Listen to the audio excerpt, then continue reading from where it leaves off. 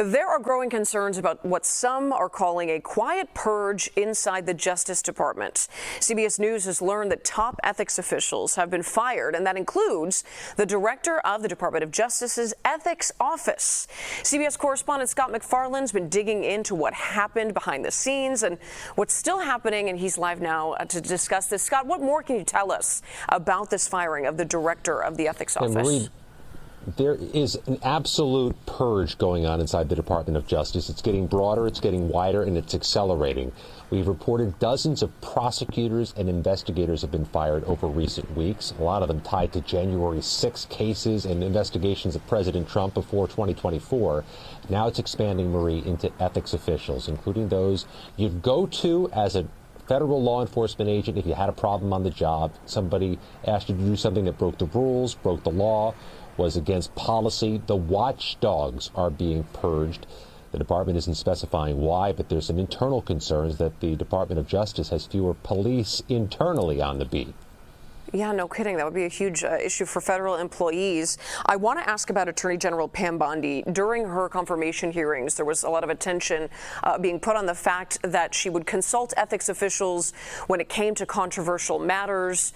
Are former DOJ staff saying that she's broken that promise by what looks like sort of a clearinghouse that's happening here? And Marie, the critics are going to say that. Critics of the administration say expressly that if you pledge to be consulting with ethics officers, you can't be firing all the ethics officers. But Pam Bondi has a more universal issue right now, a more transcendent problem where people are calling for her job for other reasons. She had a news conference today. We were there and we asked her if she thinks she can hang on to this job, and she says she'll stay as long as the president will keep her. But she's at the epicenter of that Jeffrey Epstein controversy. She's being pressed to release more information about the late child predator Jeffrey Epstein. She has said there's no conspiracy there, nothing to release, but it's the president's supporters pressuring her to do so. She is right now in the grips of a political crisis herself. Does it feel, Scott, like that controversy really is not going anywhere, even though the Trump administration is putting out there that they'd like people to move on from what became such a hot topic for so many of President Trump's supporters? The president has expressly asked people to turn their attention to other things, please, but instead of putting water on this fire, they seem to be throwing gasoline on it. And just listen to a few of the names of people who've asked for more transparency about Jeffrey Epstein in the last couple of days. Lara Trump, House Speaker Mike Johnson, Republican senators closely aligned with President Trump. It's his own supporters who are flaming this. Scott, if I may, I'm putting you a little bit on the spot here, but I wanted to ask you about the ruling that we saw today, or that we saw from the Supreme Court, basically giving the go-ahead to what seems to be another sort of clearinghouse that we can expect at the Department of Education. What are you hearing related to that?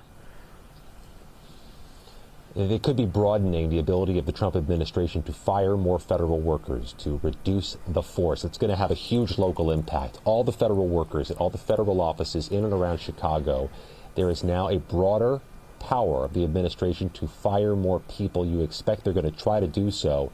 Has a local economic impact, but also an impact on anybody in our area trying to get a government service, an IRS check, a veterans benefit.